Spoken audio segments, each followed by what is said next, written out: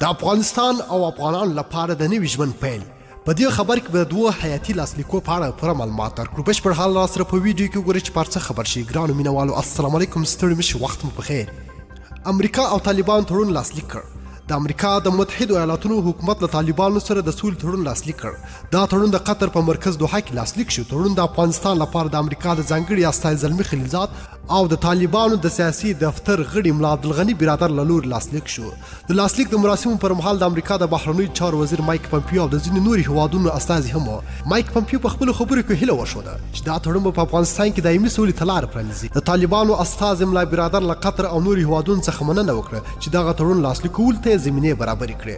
د امریکا او طالبانو ترمنځ له شاوخوا 13 میاشتې را په دې خوا د سولې خبرې روانې وې چې د یوې اونۍ لپاره د تاوتریخوالي په کمولو موافق شو. ولسمشر ټرمپ تېره ورځ اعلان وکړ چې که د تړون شرایط بشپړ تطبیق کړل شي، له افغانستان څخه به خپل ځواکونه پړاو په پړاو وباسي.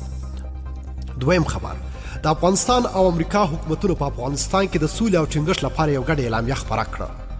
د افغانستان او امریکا حکومتونو په افغانستان کې د سولې او ټینګښت لپاره یو ګډه اعلامیه خپره کړه. په اعلامیه کې په افغانستان کې د جګړې ختمولو او سولې د راتلو لپاره په 4 ټکو ټینګار شوی دی. دا ګډه اعلامیه د شنبې په ورځ د فبروري پر 28 ولسمشر غني، د امریکا دفاع وزیر مارک اسپر او د ناټو عمومي منشي یانس ټوټلبرګ په کابل کې خپره کړې. د اعلامیې د خپرولو پر مهال د افغانستان ډېر شمېر سیاسي مشران هم په مراسمو کې وو.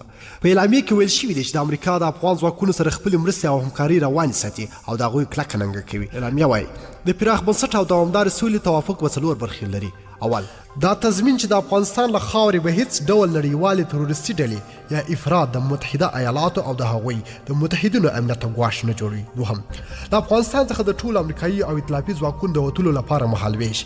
دریم، د افغانانو ترمنځ د مذاکراتو او د افغانستان اسلامي جمهوریت لخوا د یو ټول شموله مرکزي ټیم له لوري طالبانو سره د خبرو اترو په نتیجه کې سیاسي توافق ته رسېدل. څلورم، تلپاتې او پراخ بنسټ وربند. په دغو 4 برخو کې دوی لومړنۍ برخې هغه څه دي چې د امریکا او طالبانو ترمنځ په تړون کې هم پرې ټینګار شوی دی.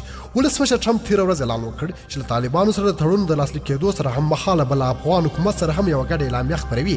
ولسمشر ټرمپ ویلې که طالبان د تړون په ټولو شرایطو بشپړ عمل وکړ، له افغانستان څخه به د امریکایي ځواکونو ویستل پړاو په پړاو پیلوي.